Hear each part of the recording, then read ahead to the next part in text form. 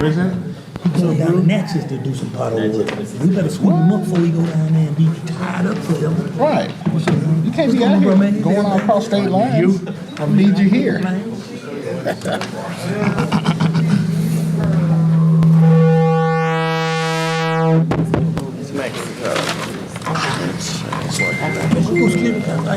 Sandra messed around and probably broke her ankle. Oh, how did she swing that one? They have to have a porch, and she was walking up on the porch, and she's old. I told her. So,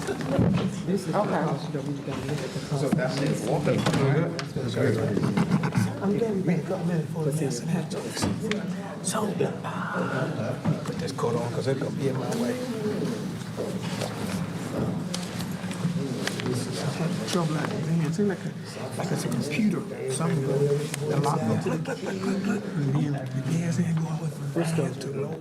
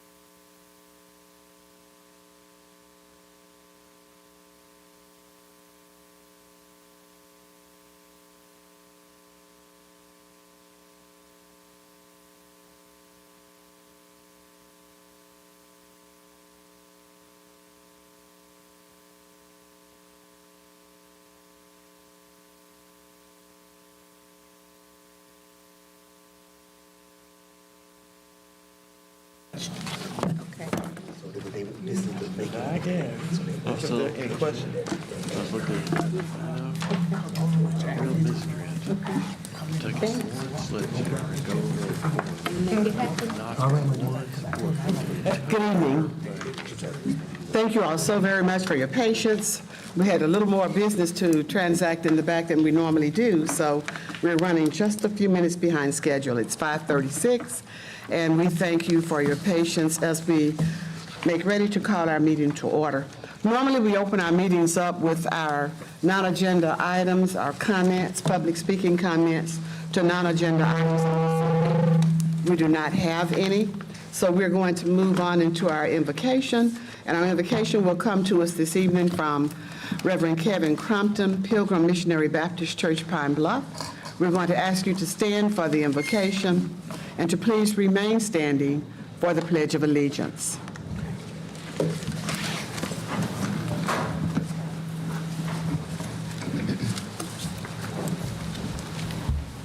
Let's bow our heads for prayer.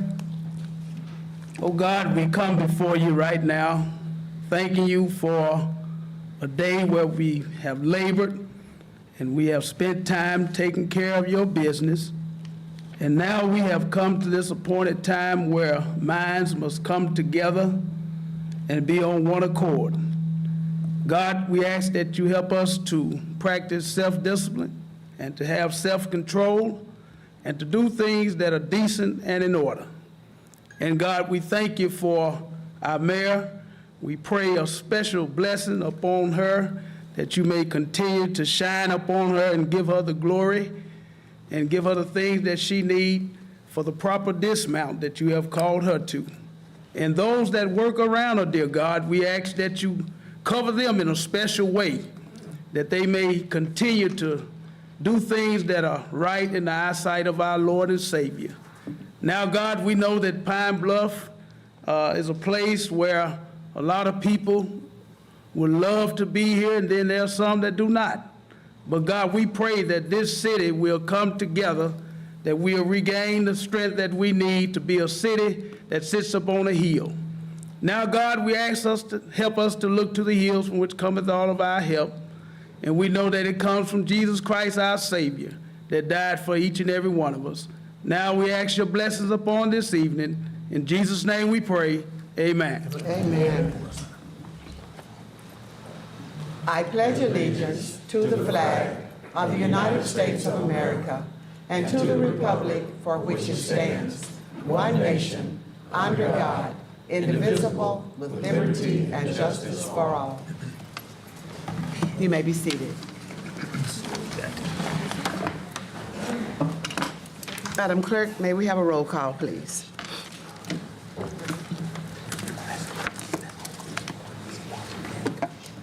Councilmember Mays. Here.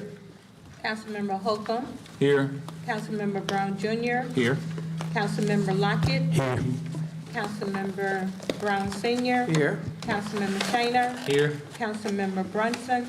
Here. And Councilmember Frazier will be on shortly. She's zooming in. Okay, so when Frazier comes on, we'll have 100% attendance. Thank you so much for that. Each of you should have a copy of the August 5th minutes in your packet. Second. It's been properly moved and second that the August 5th minutes will be approved as presented. All in favor, let it be known by saying aye. Aye. Any opposed? Minutes stand approved. We're going to move on into our committee reports. Our first report will come from Councilmember Mays with Councilmember Brown Jr. standing in Ways and Means. Thank you, Mayor. Ways and Means met just before this council meeting. This evening, we have 3 budget adjustments to consider. The first budget adjustment is coming from the fire department. The total budget adjustment is $350,000. This is coming from within their department from salaries, and it is going to overtime. I move that we approve this budget adjustment. Second.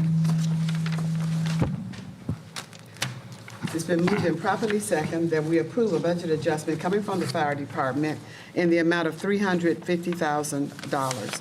This is going to overtime from salaries. The floor is open for discussion. Any questions? Hearing none. All in favor of this budget adjustment, let it be known by saying aye. Aye. Any opposed? Budget adjustment approved. Before I go any further, some were telling me when we were out back that they can't hear me. So let me know. If you're in the back and you cannot hear me, please raise your hand. It's low? Okay. Michael, we want to fix that because I've been hearing that for a while now. So I will project. I try to, but I can project. I don't want that feedback that I'm hearing.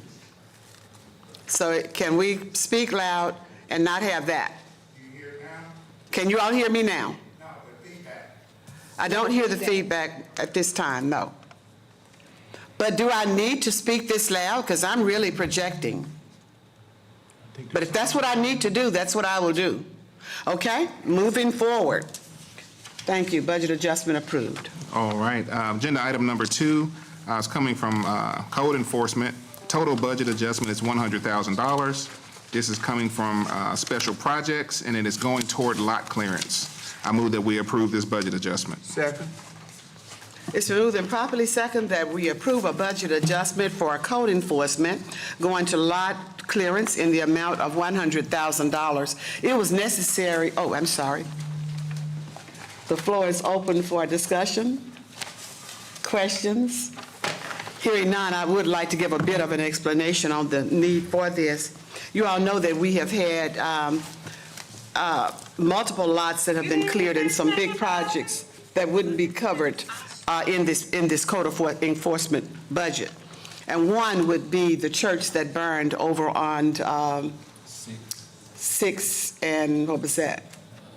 Laurel, 6 and Laurel, is that where it is? And so we want to make sure he has, and this doesn't, we may have to add some more as we move along because we are really trying to push for some big projects to be cleared. We've had a lot of trees, lot clearing that have fallen in storms and that have been in roadways, right-of-ways, and we're trying to get those things removed before the end of the year. So that's the reason we're in need of putting more money in lot clearance, in case you all are wondering. Mayor, Any other questions or? Yes. I'd like to make a comment. Pastor Lockett is doing a great job, too. It's looking a lot better around. Really? Okay, he's doing okay. We're working on it. All right. Thank you so much. All right. Yes, sir. So how much do we have any, will we have to bid out that clearance on Oh, 6 yes, and Laurel? most definitely. So this won't really get to the grass part? No, this is everything. We don't expect it to cost that much, but he needed, with the amount of grass he has, and with the small amount that he has left in that budget, this should carry us through the end of the year. And if it doesn't, we're going to make adjustments as needed. But what we've charged his team to do is to do far more lot clearing and just edging sides of the roads. We're just clearing the grass and weeds to that more explicit level than where we've been. And so it's going to take extra money to get that done. And we're trying to put enough in to carry us through the end of the year. Yeah. Once we get the bids back on that church demolition and clearing, we'll know where we are. That's going to be pretty expensive because the building has a basement, and the basement has like 2 levels to it. All the roof is caved into the building part, is caved into the basement right now. So they have to get all that wood out. Then we have to do an asbestos testing. We don't know what that's going to cost because we know that a structure that old does have asbestos in it. So we have our Public Works Director, Mr. Matthews, working with Mr. Lockett on making sure we go through the proper process to get that done. Any other questions? Okay. Hearing none, all in favor? I'm sorry. Ma'am, sir. Can I ask Mr. Lockett a question? Could you ask him to come up? Because someone want to ask him about some zonings real quickly. Some zonings? It's about some houses. Can we just do that at a later time, please? Okay, well, I will if you want me to. I would like for you Okay. to. Thank you so much. I appreciate that.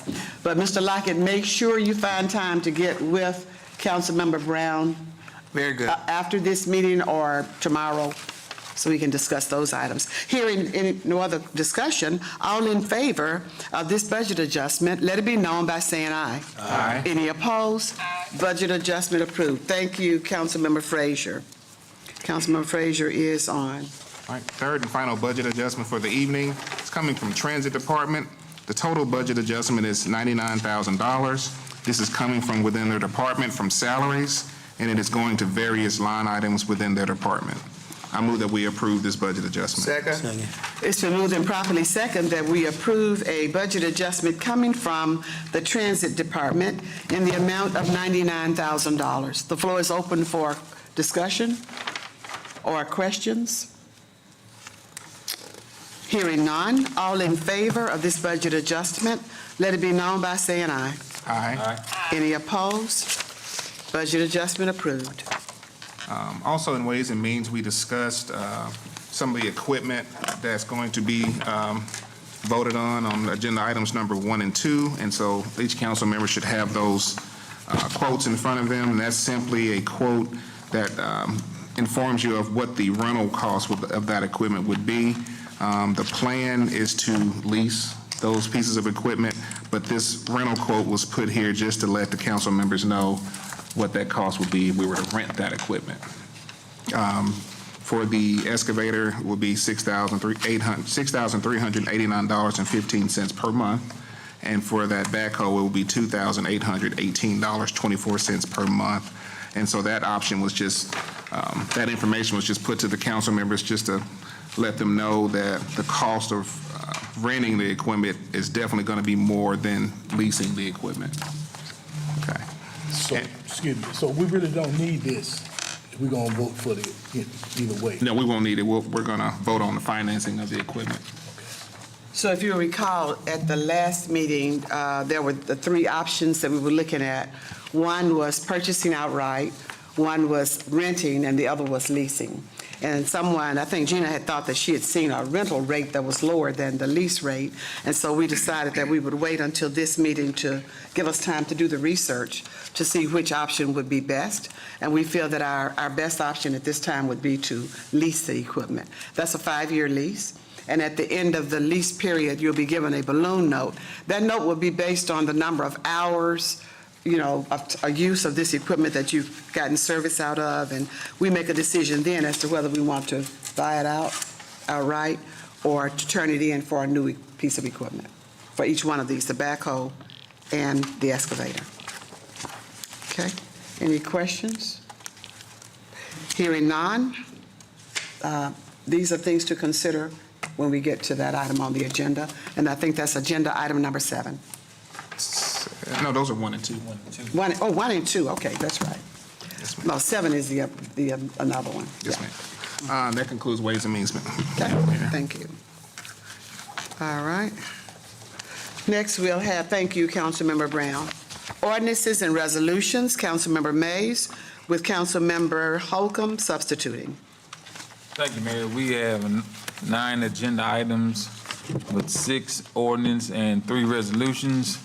Number 1 and 2 will be completed tonight. Number 3 will be read 2 times. Number 4 and 5 will be read 1 time. Number 6 will be completed tonight. 7, 8, and 9 are all resolutions, and they will be completed tonight. That concludes ordinance and resolutions. Thank you, Councilmember Holcomb. Economic and Community Development, Councilmember Brown Sr. Thank you, Mayor. I appreciate that.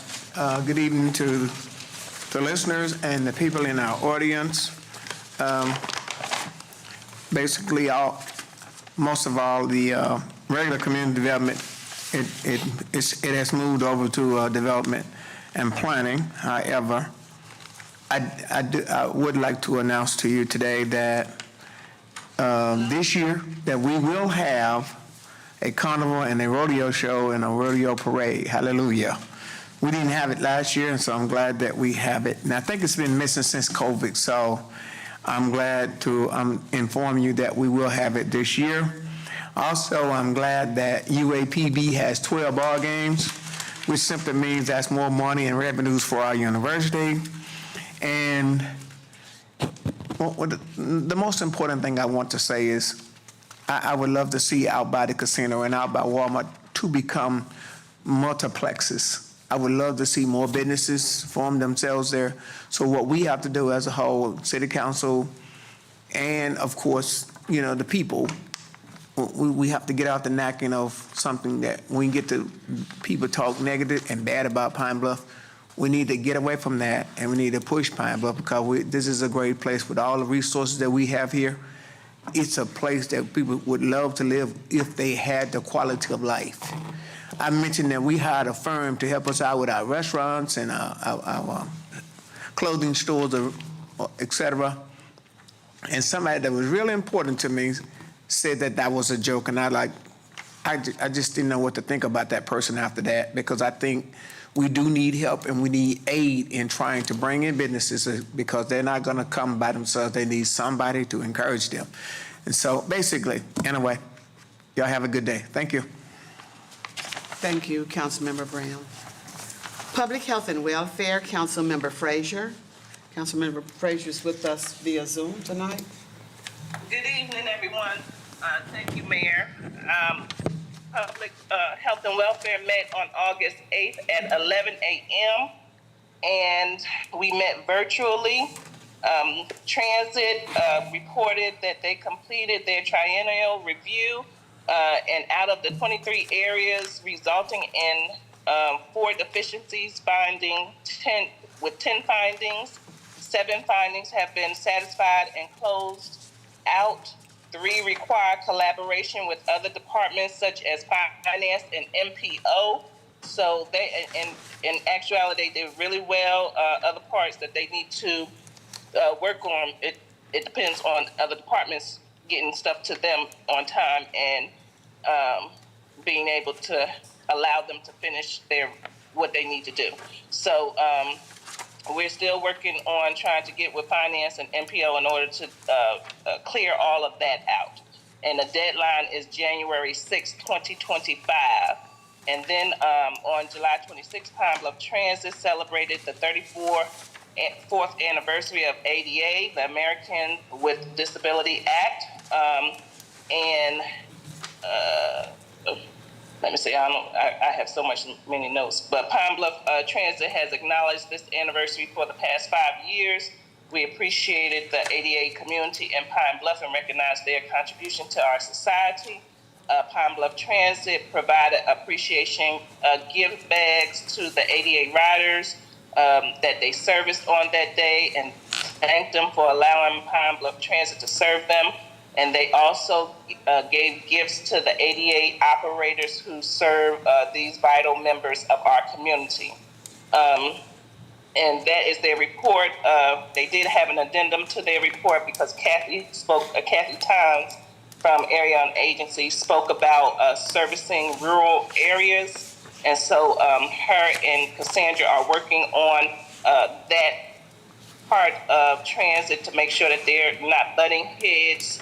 So Cassandra reached out to Kathy Tynes at Area on Agency in regards to the addition of rural services through Pine Bluff Transit. And they agreed to set up a meeting with MPO as they craft a plan for both agencies to coexist in this common area so that way they won't be overlapping each other. And so as it stands now, Pine Bluff Transit will begin offering rural services very soon. So keep an eye out for that. The health department, it's a lot here, but I'm going to share these notes with the clerk, but I'm just going to highlight what she said. The health department is doing mass flu clinics, which will be held on October 4th, 2024, from 7:30 a.m. to 5 p.m. for Jefferson County and surrounding areas. If you would like to know more information about that, call 870-535-2142. And then also they have WIC services. They are providing services for women, infants, and children by appointment only. This includes pregnant women and children with ages 1 day to 5 years of age. Similac formula is now being offered instead of Gerber for infants, which is the same as the hospitals uses. They're now taking credit and debit cards for vital records for birth and death certificates. Birth certificates are $12 for the first copy. Each additional copy is $10. Death certificates is $10 for the first one, and each additional copy is $8. They're still working with COVID. They are continuing to do COVID vaccinations for infants and children 6 months to 5 years of age, 5 to 11 years of age, and 12 years of age and up. And this does include adult vaccinations and boosters. And they are testing for COVID, RSV, and flu type A and B by appointment. Same day testing may be offered if slots available. And then they also said that if there was an organization that would like to have them come out and do some of this, they would need to have at least 10 people that will need the services before they come out, but they can reach out to them and they will do that. Let me see what else. And they're just asking us to just be careful because COVID is back on the rise. And so for a 2-week period starting on June 9th and ending on June 22nd, the CDC data tracker showed the projection of COVID-19 variants with the KP.3 variant accounting for 33.1% of positive infections and the KP.2 variant at 20.8%. And the new variant, LP.1, at 17.5%. So they're asking us to be careful and to govern ourselves accordingly in regards to making sure that we are safe and that we're making it safe for everyone else that is around us. And so that concludes right now the report for public health and welfare. I just want everybody to keep safe as we continue to go out of the summer months into the fall and winter months, and with the COVID back on rise. So that is my report, Mayor, for today, and I yield my time. Thank you, Councilmember Frazier. Public Works, Councilmember Shiner. Thank you, Mayor. Public Works has not met since our last meeting, and that concludes my report. Thank you, Councilmember Shiner. Development and Planning, Councilmember Lockett. Yes, Development and Planning has met since our last meeting, but on our monthly meeting on the 6th of this month, we did refer items number 7 and 8 to the council with a due pass with corrections to item number 8. We're going to start with that when we have another satisfaction of release. But I'd like to make a motion that the memo that each council member has that is removing 8 properties from the resolution providing for the placement of cost of correcting certain nuisance on the tax books as delinquent taxes and collected as such. These 8 items that you have the memo of, that they be removed. And I guess because they haven't went to the courthouse, we need not have a satisfaction of release, which is the next item that we have is a satisfaction of release in relationship to the resolution that was passed on July the 15th. And it's removing 1 property, account number 4799, and removing $264.67 from this property because it's been paid. Madam Mayor, I'd like to make a motion that we approve this satisfaction of release. Second. It's been moved in second that we approve this satisfaction of release, and that is removing costs from resolution number 4799 in the amount of $264.67. Are there any questions? All right, all those in favor, let it be known by saying aye. Aye. Any opposed? Satisfaction of release approved. All righty. Now, did we get a motion for removing those items from, Well, I was, did we move that forward? No, you have to motion that one, Seth. You do a motion. Yeah, I made the motion, but we didn't carry it through, that we removed these 8 items in the memorandum that you all have before you, that is removing these properties from the current resolution providing for the placement of costs of correcting certain nuisances on the tax books, that these 8 items be removed. And I guess this ordinance will be rewritten. Where's that memorandum? I'm not finding. Do you have that one? I have this. We have the We see the satisfaction. satisfaction of release, but we don't see the 8 They items. should be, Madam City Clerk, do we have this for everybody, this code enforcement memo that's dated today? Yes, it's at your desk. Okay, does everybody have it? Okay, make sure everybody has that so we'll know what we're removing. But these items were caught before we passed the resolution, so we can just remove them from the current resolution without doing a, I have it. everybody have it? You Has see code what- enforcement department across the top of it? Is that Yes, right? ma'am, it has code enforcement on the top. It's a memo from, I'm sorry, I couldn't hear what he was saying. You do not have a copy of it. It was just Oh, okay, presented this okay, evening. okay. We'll get you a copy. so I just like to Okay, make a tell us, motion. what were you saying about these 8 items? These 8 items are being removed from the current ordinance, item number 8. Unlike the satisfaction of release, since we have not passed the ordinance, the code enforcement staff is petitioning the council just to remove these items from the current ordinance. So is it an ordinance or a resolution? I mean, the resolution, the current resolution. Okay. It's item number 8. Okay. All of these 8 properties are being removed from item number 8 before we pass this resolution, so we won't have to do a satisfaction of release. We just altering. Second on that. Councilmember, it may be better if we amend that once we get to it. Yeah, we could attach it. Okay. Yeah, we can just amend it. Once we get to number 8, then we'll just amend to remove, and then we can do it all at the same time. Okay. Is that okay? That'll be fine with me. That concludes my report, Madam Mayor. Okay, thank you. Thank you so much. All right, our next committee report will come from Councilmember Bronson, Traffic and Aviation. Good evening, Mayor and everyone else here.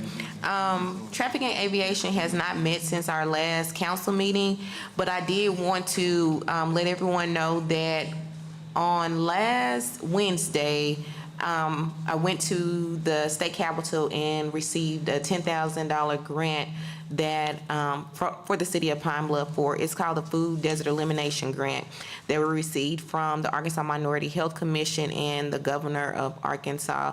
And those funds will be used to continue to tackle the food desert that we have here, particularly in Ward 1. So we're excited about that, and I'm thankful to our city grant writer, Ms. Tiffany Copeland, who actually wrote the grant for us and saw the vision and submitted all the information that was needed. So I wanted to let everyone know that that has taken place. And that ends my report.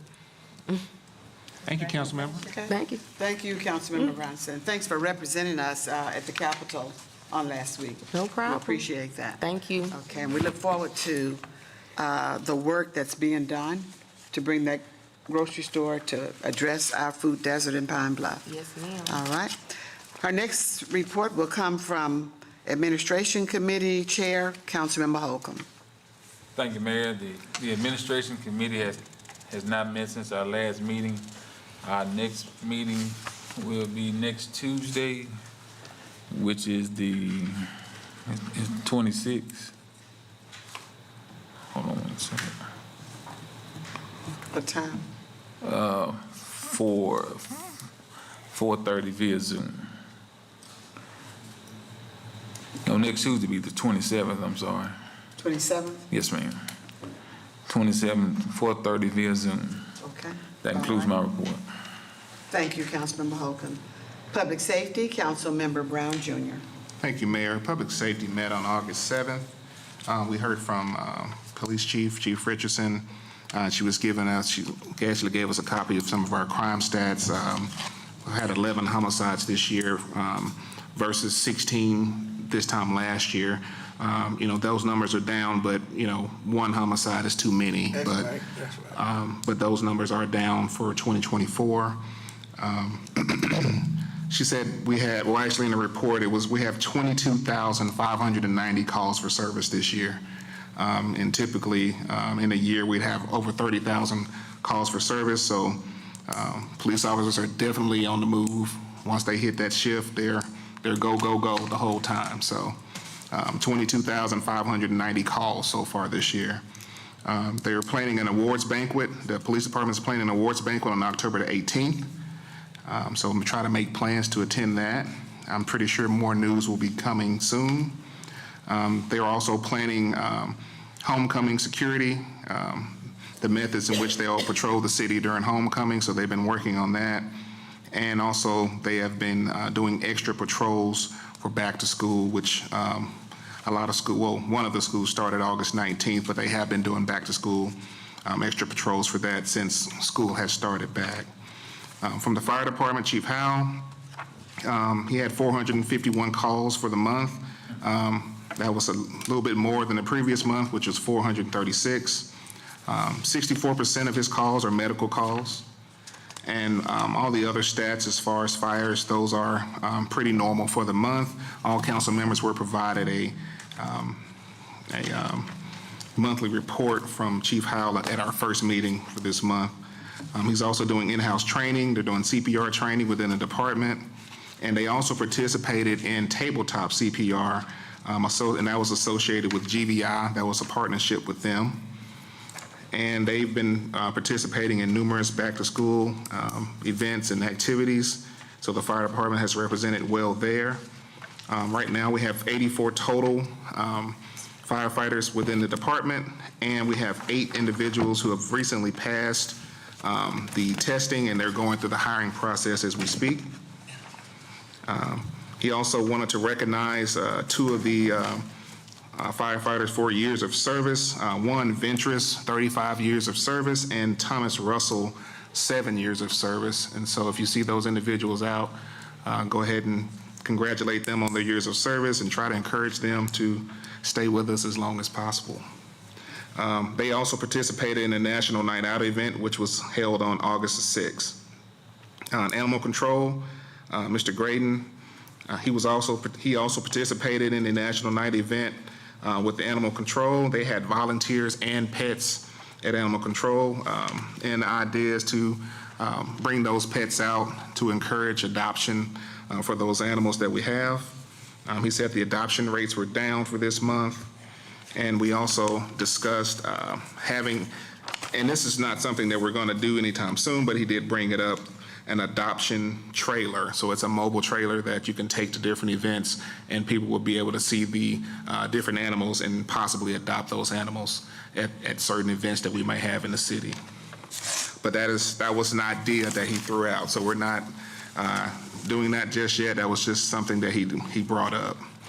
We heard from Deputy Chief Warrior with GVI, and she mentioned that we had, and I'm not sure these were the dates these were the numbers at August 7th, but at homicide, as far as homicides, we had 27 days without having an adult homicide and 208 days without losing a juvenile to homicide. We had one female and one male that were shot in July, and they are providing, GVI is providing services for those individuals, anything they may need from being victims of those types of crimes. And let's see, August 12th, we have new camera systems, and they're going to be at undisclosed locations, so we're adding new camera systems to the city of Pine Bluff. Those cameras help the police out as far as when a crime is committed, helps locate vehicles, and actually has been very effective in solving a lot of crimes that we've been having here lately. And so those cameras will be, they were installed on August 12th. They also mentioned that businesses can actually purchase cameras. The cost of those cameras will be $3,750, but they would actually help the property owner as far as patrolling or looking at their area, but it would help the police too, because it would link in to the system. And so if any business owners were interested in getting one of those cameras, you can get with the police department and they can get those cameras installed. They can survey your business as well as help the police when they're trying to solve certain crimes. They had the G40. There was a initiative to go over 40 blocks, and that was a successful event. They did some lot clearance and actually replaced signs and kind of help clean up the community and show those individuals in that area that, you know, the police are there, we're present, and we care about the community. Let's see, I think that is all I have. That concludes my report. I'm sorry, you have something? I'll just pass you this. Oh, take one. Take one and pass this. Oh, okay. Can I say something behind that? I'm Sure. Well, Mayor, that concludes my report. Councilmember Mays has something that he wants to add. Yeah, Mayor, thank you. I took a tour of the animal control like I do every so often, and Mr. Grayson is doing a great job over there at animal control. And I would like to encourage the citizens, if they would, adopt a pet. Just adopt one. Go over there and look. He does a great job. You have any ideas, let him know. I'm sharing some ideas with him. We have to make that work, animal control. My thing is, if we can, get with Pastor Crumpton and a lot more, the juveniles, see if we can get some of those guys staying in trouble all the time to train a dog for a pet, cat, whatever, for 6 months. And let's go from there. We got to keep them busy. They always taught me when I was coming up, you stay busy, you stay out of trouble. And that's a lot of our youth problem. They're not busy enough. So just something to think about to make our city a better place to live and to raise a family. Thank you. Okay. Thank you, Councilmember Brown, for your report, and Councilmember Mays for your words of encouragement and motivation. I'm going to make our announcements before we go into ordinances and resolutions. The first announcement is an announcement coming from the city clerk's office. It's a notice of appeals set for hearing. Pine Bluff City Council will hold 2 public appeal hearings regarding the denial of the following request. The first one is Mr. John Finley's request to establish a go-kart at 2622 West 17th Avenue. The second one is Ms. Lori Walker Galache's request to use the property at 219 and 221 South Main Street in the city of Arkansas. These hearings will occur on Tuesday, September 3rd, 2024 at 5:30 p.m. in this council chambers here in the Detective Collins Center. The Pine Bluff Board of Zoning Adjustment and Planning Commission were the ones who issued the denials. So be sure you pass the word that these public hearings will take place on September 23rd, 5:30 p.m. here in the chamber. In other announcements, the University of Arkansas at Pine Bluff, with Enrollment Management and Student Success, presents Pine Bluff Days 2024 on campus. This will be Wednesday, August 21st, 1:30 at the Bell Tower. This is a community resource fair to engage new students, providing resources to promoting new business, grow clientele, educate students, and meet potential customers. Please contact Chris Riggins at riggins@uapb.edu for more information. Our second announcement, Community Development Block Grant Workshop, will be held on August 22nd at the Pine Bluff City Library on 600 South Main Street from 10 a.m. until 12 noon. Please contact Southeast Arkansas Economic Development at 870-536-1971. The Generator will host Build a Business sessions starting on August 22nd. There will be 4 sessions. The first one will be Preparation, August 22nd. The second one, Addressing Finances, September 5th. Business Model, August 29th. And Strategy, September 14th.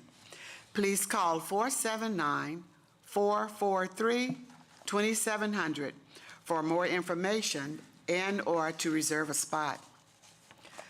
The Jefferson County Young Professionals will host the 90s Skate Night for ages 25 and up on Friday, August 23rd at Skateland, 3214 Old Warren Road. The Pine Bluff Regional Chamber of Commerce presents an evening in Paris for the Taste of Southeast Arkansas on September 19th, 2024. Please call 870-535-0110 for more information. Mark your calendars for fun activities, family cook-offs, expos, grilling demonstration, samples, live entertainment, and more. Smoke on the Water Productions Barbecue Festival is coming to Pine Bluff Saracen Landing on September 20th through the 21st. For more information, visit smokeonthewaterbarbecue or bbq.com. smokeonthewaterbbq.com. Tour de Bluff is set for September 21st. To learn more about Tour de Bluff, Kids Fun, registration, and vendor information, contact them at 870-534-0233 or visit the website tourdebluff.com. Pine Bluff Regional Chamber of Commerce will host its 73rd annual Farmers Appreciation Fish Fry on Thursday, October 24th, 2024 at Heston Stadium, 420 North Black Street. Gates will open at 5 p.m. Call 870-535-0110 for more information. Those are our announcements for this evening. And if you need more information, I do have copies of the announcements that will be here that you can collect when the meeting joins. I also would like to, I'm sorry. Quick announcement. Councilmember Brown has an announcement. Thank you very much. On last meeting, I forgot to mention to check on the elderly. So I'm asking you to do so now. We're still in that heat wave. But just because you talked to them 2 days ago, that doesn't mean they don't need your help. Please go by and check on the elderly or your relative that live by themselves. Thank you. Thank you, thank you. That is so critical, so important. One thing I'd like to address before we move into ordinances and resolutions is I'd like to highlight some discussion that was held relative to an ordinance that we have passed at our last meeting. Well, it was actually waiving competitive bidding for the money to be paid for the grant writers for the Choice Neighborhood Project. I don't have that right in front of me right now, but there was a lot of discussion. And during that discussion, we will all recall that Councilmember Mays was very passionate about certain aspects of that initiative. And so I realized once I made it home that there might have been some misunderstanding on his part. Maybe it might have been my fault by not making some things as clear as maybe I should have. And one was, I think he thought we were talking about St. John Alexander Towers as the development that we were going to address, and it was St. John Apartments. So I did have a conversation with him afterwards, and he was confused. But also, I think there's some clarification that needs to be made in reference to what we were writing for. I think the understanding was that we were going to be writing for the $50 million grant that would renovate the 2-area radius community in that St. John apartment area. But what we were actually writing for was a planning grant. It's a $500,000 planning grant that would allow us to then qualify for the $50 million grant. The planning grant is a grant that would give us time to plan everything that's going to be done that we'll be applying for, and that planning grant that planning would take place over a 2-year period. It's a 30-month planning grant. I did talk to Mrs. Epperson and ask her if she would come in and entertain questions that any of you council members might have, so that everybody will have clarity of thought and understand clearly what we're writing for when it comes down to the Choice Neighborhood Grant. She couldn't be here with us tonight, but she did send Mr. Donald Sampson. So I'm going to ask Mr. Sampson if he'll step down. And if anyone has any questions or concerns in reference to that Choice Neighborhood Grant, this is an opportunity that communities don't get very often. And we definitely wanted Pine Bluff to take advantage and to benefit from this opportunity that we have. So does anyone have any questions in relative to the grant or the initiative? Yes. That we're, Yes, Mayor. okay, Mr. Councilmember Mays. Simpson, how are you? Yes, sir. How are you doing today? Doing great. If you could just give us an overview of what are you talking about, and what are your purpose, and what are you trying to do? Okay, yes, sir. That mic is not Mayor, working. council, those that are present.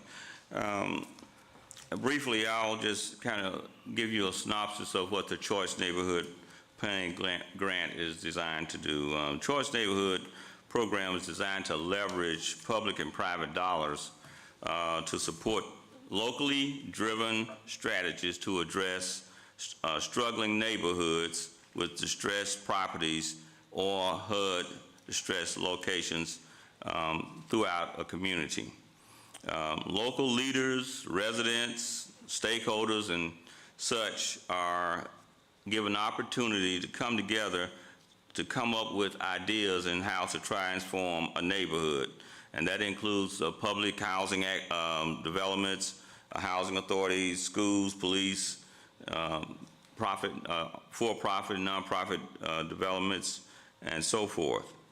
The program helps communities transform, not just to do development of building, but to transform neighborhoods by revitalizing severely distressed public and or assisted housing properties, and catalyzing the critical improvements that are necessary to transform a neighborhood.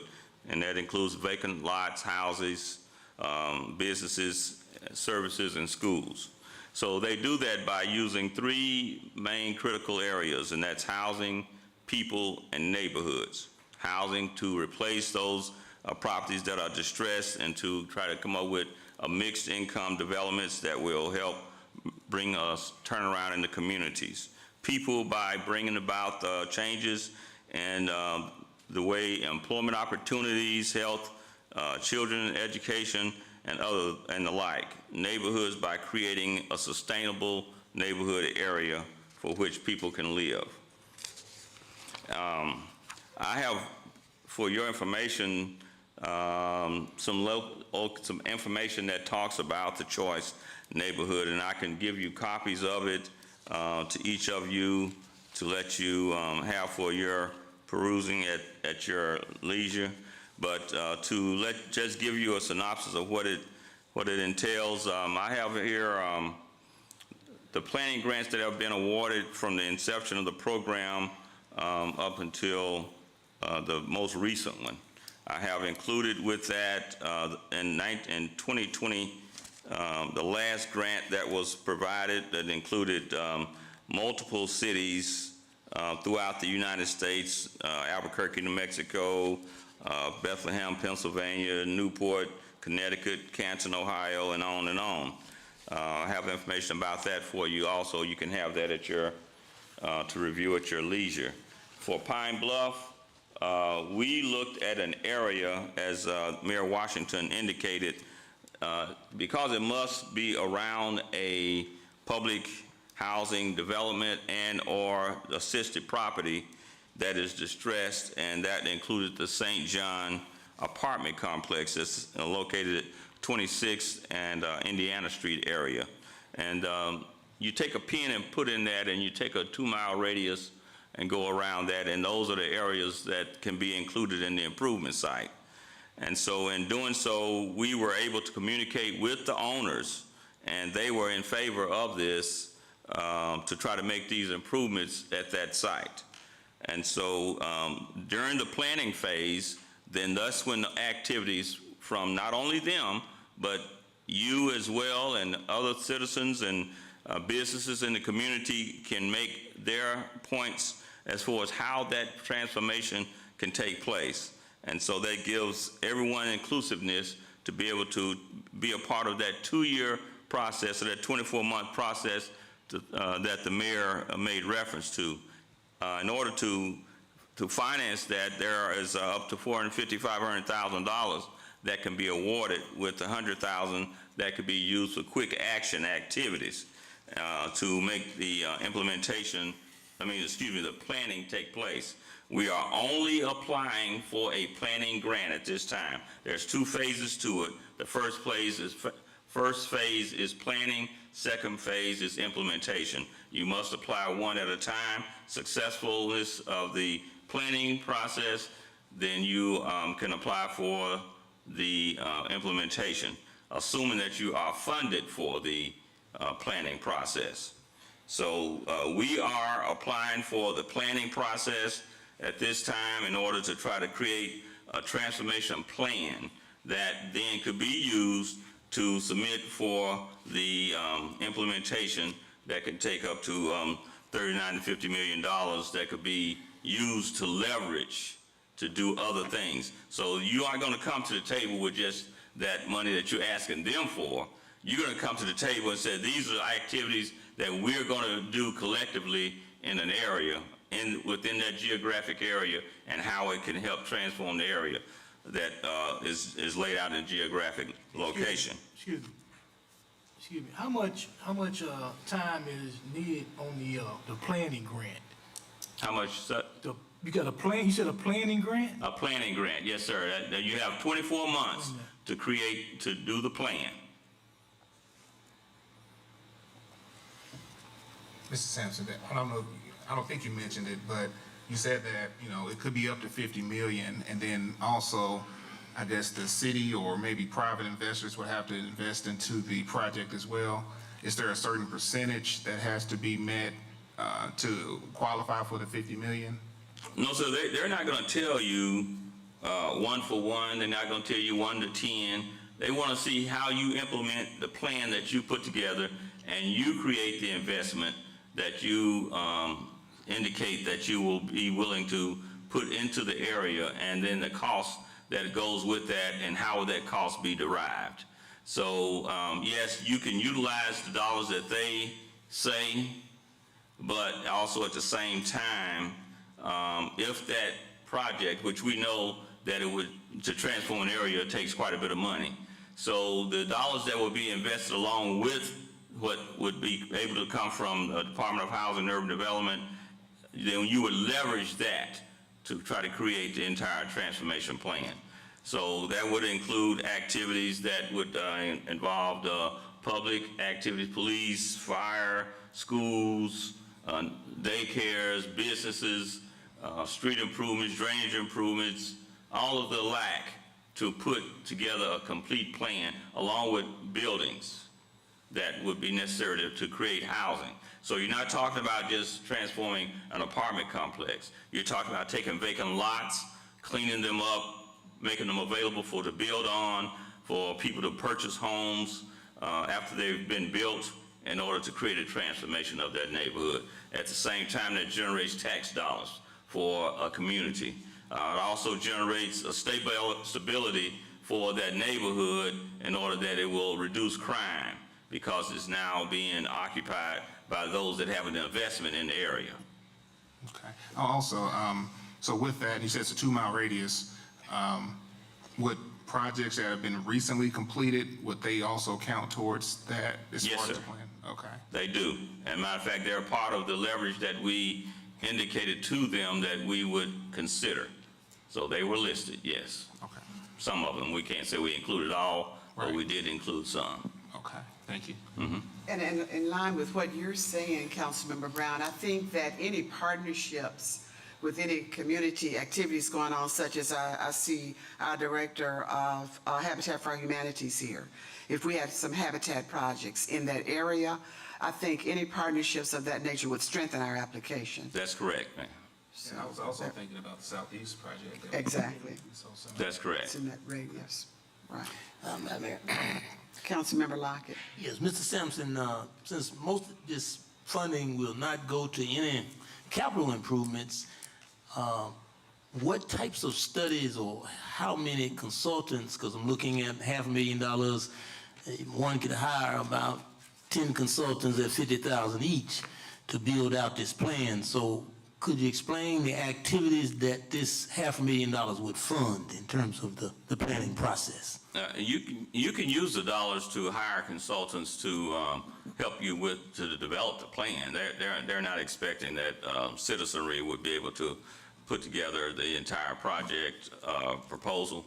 So it allows for you to be able to hire consultants to be able to help develop that plan and put it together. And you said capital improvements? I'm trying to, what I'm saying is you can't really build with the planning grant. The planning grant is only to plan. So what I'm looking at, the expenditures for planning usually are consultants. I mean, it's hard to suck up $500,000, so you're gonna have to spend that with human capital because you can't spend it on actual moving any property. Exactly. So that's what I'm just trying to Yes, sir. get a fix on. You're gonna have business consultants, real estate consultants, you're gonna have architects, contractors, and people drawing up scale models of what neighborhoods may look like. I'm just trying to get a feel for, over 2 years, how you spend $500,000 and what it would really go toward that would put us in a place to maybe leverage $30 million after the plan is put together. Well, keep in mind, we did not develop the entire plan, otherwise we would need community input. So as we receive community input and have meetings, public meetings, and determine the type of activities that are going to go on, then you'll determine the needs of services that you will need to have to get it completed. And then that'll determine what types of services. Sure, though you hit the mainstay of the ones that would be needed, you definitely would need architects, engineers, planners, and so forth, but you'll also need individuals that can help come up with a plan of how to develop human capital, meaning the individual, the youth, the adults, the crime reduction, the things involving persons that may have illnesses of certain type. So that may even involve some medical facilities. Explain, if you don't mind, explain the public dollars, how much, versus the private dollars, how much are we talking about? I can't give you an exact dollar on that right now because we're going into the implementation stage. Keep in mind, the planning stage is, if you were to be awarded the planning grant, that money is already covered with the $500,000, 450, that is covers to be able to do the planning. So you would not have to match that part unless it becomes necessary and you run over your cost. But other than that, then that money is covered with the funding that is awarded. Now, once you complete that, then you'll have an idea of what the total projected project would be in order to implement that plan. Then you can see what your public dollars that will be needed, private dollars that would go into it, how much of the funding that would come through the Choice Neighborhoods grant that would be utilized. Okay. But the key thing is we don't need to start talking about how much we're going to spend for implementation until we come up with a good plan. Then that will determine how much you'll need for implementation. Your plan will. Okay. And it's been done all across the nation. As I mentioned, I gave you an example of several communities, but that's not all-inclusive. I have a list here. I'll be glad to give it to you. I have enough for each of you so that you can take that and review it and study it at your leisure, of other communities that have taken advantage of this, of the Choice Neighborhoods. Very good. Thank you. Thank you, Mr. Sampson. Okay, and how do I need to get this to you? Why don't you, let's see, William, will you come get those for me and bring them up? William thought he was not working for us anymore, but we keep him busy. Okay. All right. All right. Thank you so much, Mr. Sampson. We appreciate you. If there's nothing else, let's move into our proposed ordinances and resolutions. Councilmember Holcomb. Thank you. And tell Mrs. Epperson we really appreciate you all partnering with the city on this initiative. Thank you. And we look forward to great things. Thank you. Okay, thank you. Councilmember Holcomb substituting for Councilmember Mays. Agenda item number 1, an ordinance approving acquisition of a backhoe loader for the street department, authorizing issuance of a lease agreement to provide short-term financing under Amendment 78 to the Arkansas Constitution for the acquisition of the backhoe loader and prescribing other matters related thereto for the second reading. An ordinance approving acquisition of a backhoe loader for the street department, authorizing the issuance of a lease agreement to provide short-term financing under Amendment 78 to the Arkansas Constitution for the acquisition of the backhoe loader and prescribing other matters relating thereto.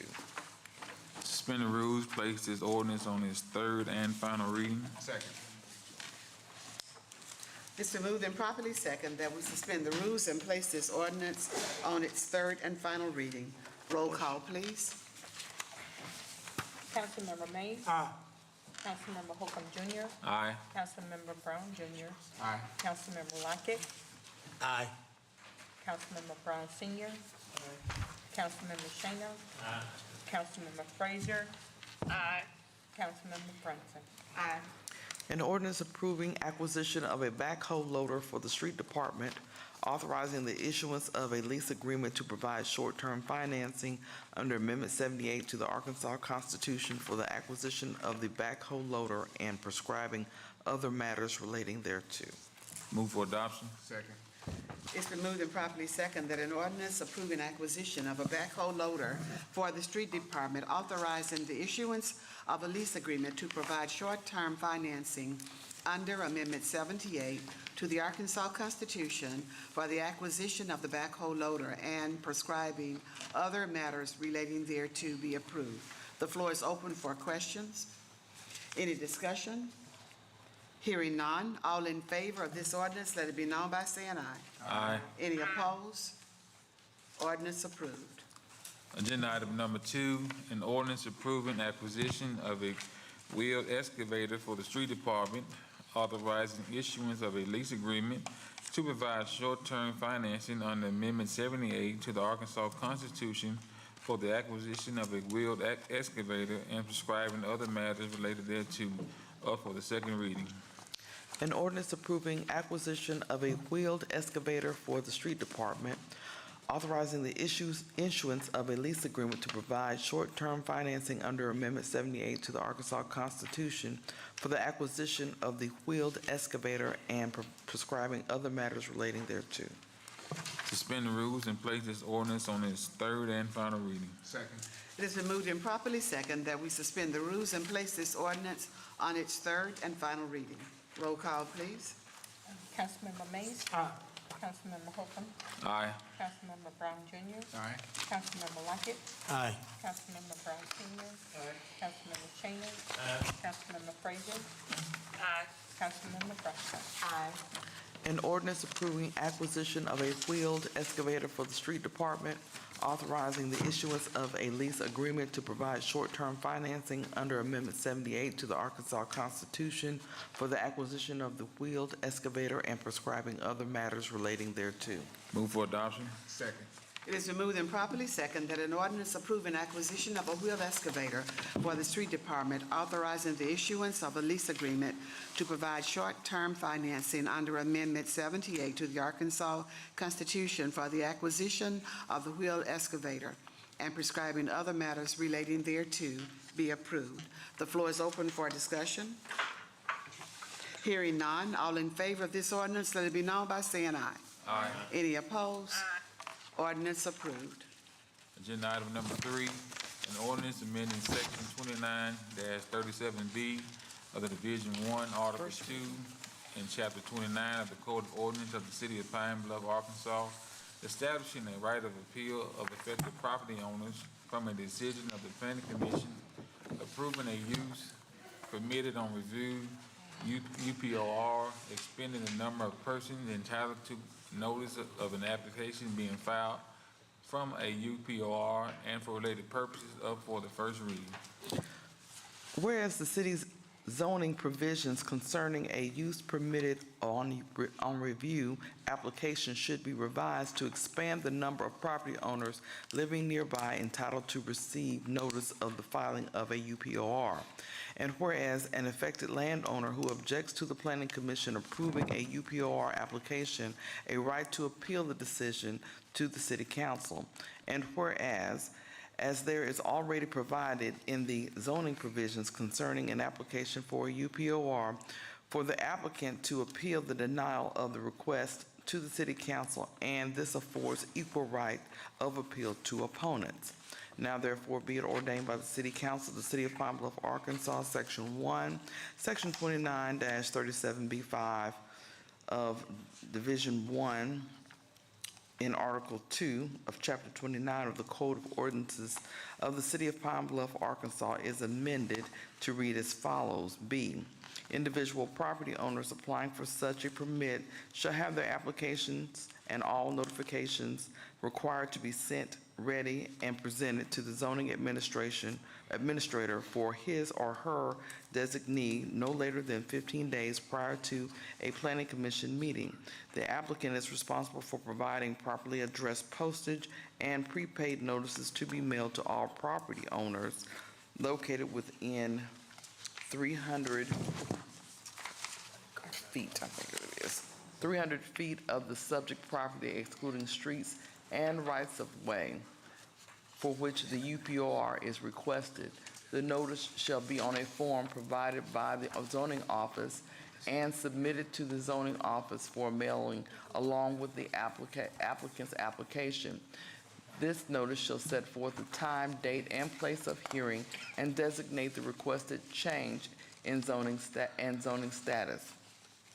This notice shall be deemed sufficient and complete when deposited in the U.S. mail by the zoning official.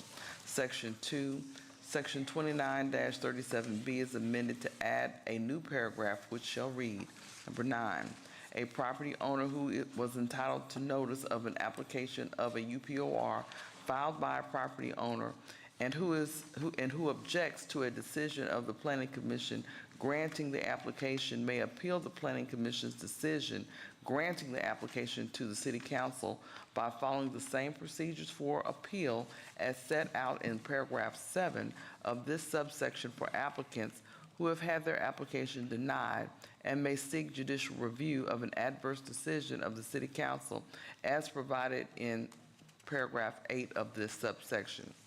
Section 3, an ordinance or part of an ordinance in conflict with this ordinance is repealed to the extent of the conflict. Section 4, the phrases, sentences, paragraphs, and subsections of this ordinance are declared to be severable, and should any be declared unlawful, the remaining shall continue to be given full force and effect. Section 5, this ordinance being of a general or permanent nature, the clerk will ensure it is published in compliance with Arkansas law. Section 6, this ordinance shall take effect on the 31st day after its adoption. Suspend the rules and place this ordinance on its second reading. I'll second it, but I have a question too. No, two readings. Can I ask the question or do I need to wait? Go ahead. Okay, on the part where, so it used to be written to where we had property contiguous and across the street from the property in question, but now we're going 300 feet. Has there ever been, I think Ms. Hill is out there, I see her thing. Is that you out there? Yeah, she's out there. Has it ever been 300 feet? What was the rule before the rule we have here now, the contiguous to and across the street from property? What was it at first?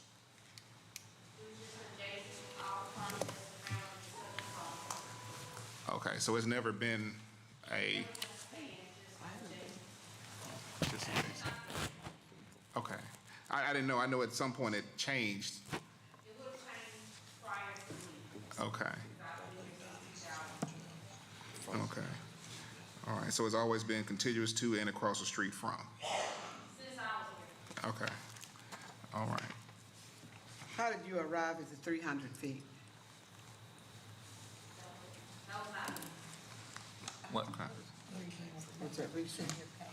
Okay. I guess, you know, and I'm not against expanding the area for notification. I guess it's just that when the applicant is responsible for sending out prepaid notices, then that can be extensive in certain areas. I mean, it could be, 300 feet, that's a pretty good span. And so anybody in that immediate area would have to be sent something at the cost of the applicant. So I'm not against it. I don't know if that space is too much or. We can provide some substance to it. What's that? We can provide some information. We've had someone who's been here forever. Oh, okay. Okay. It was 300 feet in 1997. That's when it was changed, which actually was before Ms. Hill. Okay. And, but Mr. Reynolds, who was also here around that time, knew it was 300 feet, so that's where that figure came from. Okay, so we did have that at some point. Yes, sir. So we're going back to the 300 feet? Okay. Yes. Okay. All right. Okay. Second reading. Second. Yes, ma'am. Oh, I second it. Okay, it's been moved and properly second that we place this ordinance on its second reading.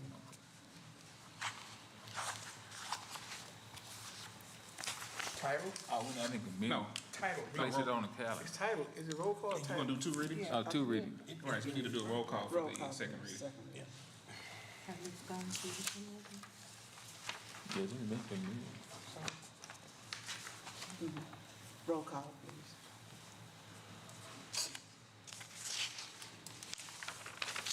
Councilmember Mays. Aye. Councilmember Holcomb. Aye. Councilmember Brown Jr. Aye. Councilmember Lockett. Aye. Councilmember Brown Senior. Aye. Councilmember Shaner. Aye. Councilmember Frazier. Aye. Councilmember Brunson. Aye. An ordinance amending Section 29-7B of Division 1, Article 2, in Chapter 29 of the Code of Ordinances of the City of Pine Bluff, Arkansas, establishing a right of appeal for affected property owners from a decision of the Planning Commission approving a use permitted on review, expanding the number of persons entitled to notice of an application being filed for a UPOR and related purposes. Place it on the calendar. Oh, we're not finished tonight. We're not gonna finish it tonight. Agenda item number 4, and it's been asked by the sponsor that we finish agenda item number 4, and this needs to be finished, so this piece of legislation this needs to go before the planning commission, am I correct? That's correct. And they meet next Tuesday, I believe, the last Tuesday of the month, so that's why. But it wouldn't take effect to the 31st day unless we put something extra. Has it already been to the planning commission? Yes, it's been to the planning commission, but what has to happen is, once we pass it, it has to go back to the planning commission for it to be petitioned, the planning commission for what we approving, if that makes sense. So once we approve this, it's just making an exception. All of the other zoning, but the one we're voting on, has this condition that you can do a UPOR for other uses. But once we pass this, the individual that is wanting to do this has to petition the planning commission to do it, because this only goes to us to give opportunities for people to adjust as prescribed, if that makes sense. No. Okay. Let me tell you, so what I'm saying is that what is happening, that an individual wants to do a UPOR for additional categories that are not permitted right now. We are permitting, if we pass this, we allow that to happen. Then he still has to actually make his petition to the planning commission for that extra category that he's wanting to be added to that zoning area. Shouldn't it be after? No, he doesn't. Right now, it's illegal. He doesn't have the opportunity because the municipal code doesn't allow what he's trying to do. So what he's trying to do is get a special category in a commercial zone to do business of a certain nature. Can I ask this question? What exactly is this category that we're adding? It's a retail category. Yeah, it's a. Because every other area down there has they can do that. Like this retail aspect of selling. Speak into the mic. Oh, sorry. It's a retail aspect that they're wanting to add to their current business that they have that's located or like in the downtown area. And I think everybody else has this already in, that they're coded for this already, but for wherever this particular piece where he's located at, he's not zoned to do that. So that's what he's trying to do in his space. Ms. Hill, do you have knowledge of what this is? Will you come forward, please?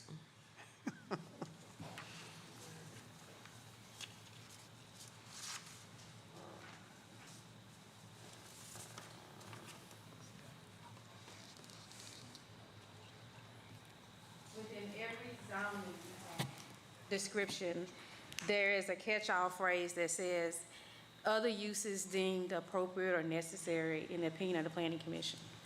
And so there's no way to cover every possibility of uses over a period of time that could exist within the code. So that phrase exists in every section to give a business the right to request something that's not listed. Okay. This is the only section where that was not there. Okay. So this will allow someone to make a request for something that's not included, that we did not plan for. And so we gave the example of tiny house, things like that that are being regulated, that are currently not in code. You would possibly have the right to review it through Planning Commission because we don't regulate it within our code. Okay.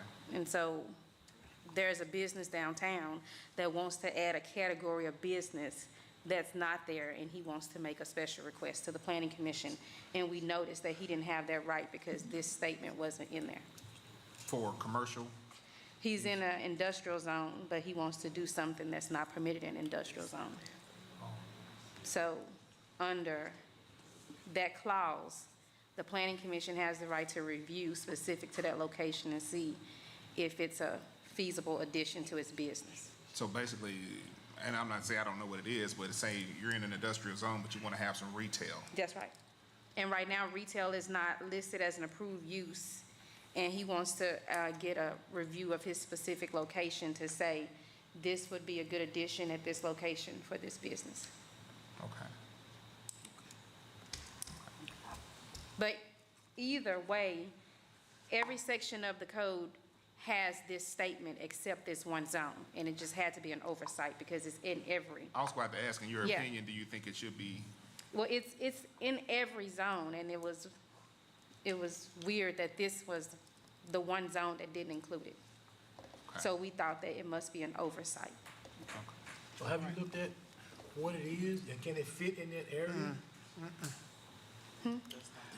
So whatever it is, that you don't want to say it, so is it feasible to be there where it's trying to go?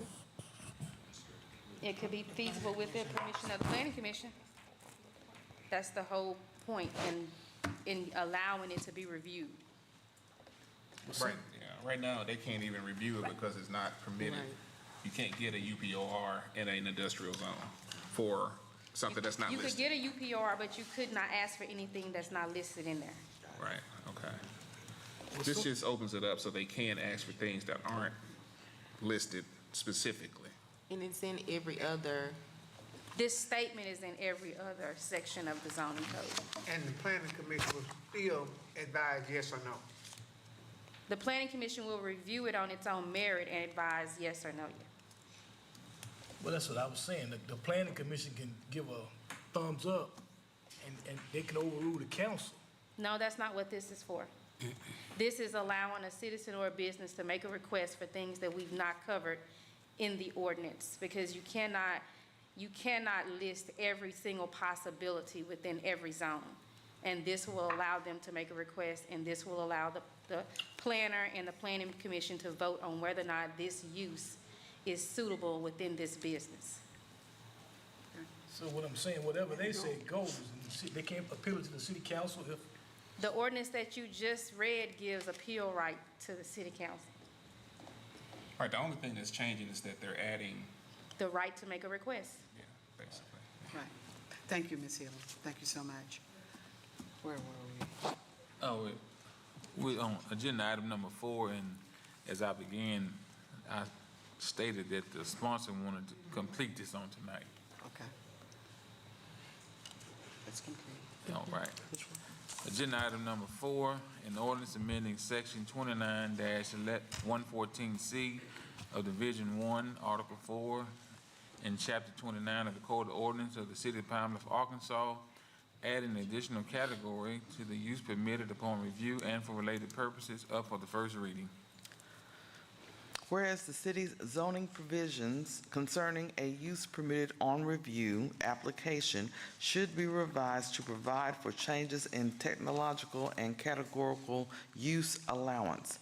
And whereas the listing of permitted uses and those noted as requiring planning commission approval is restricted by a limited list of use categories. And whereas, as most general classification of zones provides for the flexibility to allow items not specifically listed, but that can be demonstrated to be less intense and can be shown to conform to the basic intent of the district to be heard by the Planning Commission.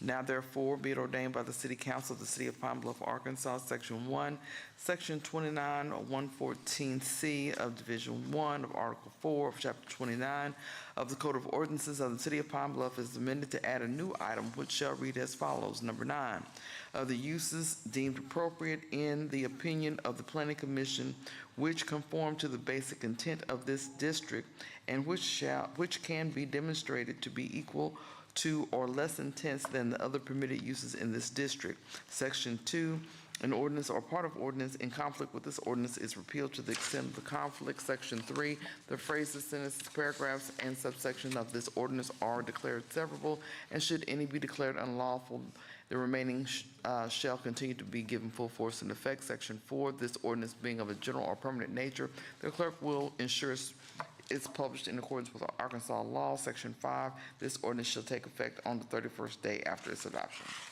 Suspend the rules and place this ordinance on the second reading. Second. It's been properly moved in second that we suspend the rules and place this ordinance on its second reading. Roll call, please. Councilmember Mays. Aye. Councilmember Holcomb Jr. Aye. Councilmember Brown Jr. Aye. Councilmember Lockett. Aye. Councilmember Brown Senior. Aye. Councilmember Shaner. Aye. Councilmember Frazier. Aye. Councilmember Brunson. Aye. An ordinance amending Section 29-114C of Division 1, Article 4, in Chapter 29 of the Code of Ordinances of the City of Pine Bluff, Arkansas, adding an additional category to the use permitted upon review and for related purposes. Suspend the rules and place this ordinance on its third and final reading. Second. It's been moved and properly second that an ordinance amending, that we suspend the rules and place this ordinance on its third and final reading. Roll call, please. Councilmember Mays. Aye. Councilmember Holcomb. Aye. Councilmember Brown Jr. Aye. Councilmember Lockett. Aye. Councilmember Brown Senior. Aye. Councilmember Shaner. Aye. Councilmember Frazier. Aye. Councilmember Brunson. Aye. An ordinance amending Section 29-114C of Division 1, Article 4, in Chapter 29 of the Code of Ordinances of the City of Pine Bluff, Arkansas, adding an additional category to the use permitted upon review and for related purposes. Move for adoption. Second. It's been moved and properly second that an ordinance amending Section 29-114C of Division 1, Article 4, in Chapter 29 of the Code of Ordinances of the City of Pine Bluff, Arkansas, adding an additional category to the use permitted upon review and related purposes be approved. The floor is open for discussion. I have a question, Mayor. Questions? Hearing one. All right, and I guess back to when Ms. Hill was saying that, she's still out there, that this was the only category that did not have the language that opens it up to other things. And I guess my thing is there a reason to why it's not that way? When she was at the podium, she said she didn't understand why, but it Okay, was that- the only area. Yeah, I I guess don't that's- think Yeah. anybody can explain that at this point, because those people are not with the city anymore. Is that right, Ms. Hill? Yeah, it's an industrial zone, and all other industrial zones have the same. Okay. Any other questions? Okay, she said all the other industrial zones have, Yes, all residential, all commercial, all other zones have this exact same thing.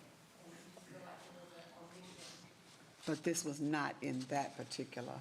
okay. Okay, I guess my thing is that, and I guess nobody did this, but looking at other cities, if they have an industrial zone, would that be something that would be included in theirs? But what I'm saying is, talking about other zones, Right, I mean, I understand that. and even the other industrial zones have that phrase. It's like you have a. Can you go to the mic? We gotta, can we hear you? I can hear it just fine. I can hear it just fine. I can hear you.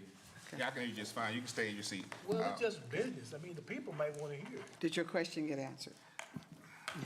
Yes, one other thing, the only thing is that you said other industrial zones are included in this? Yeah. So there's a specific industrial zone that's not included in this? Now, all the rest of them are.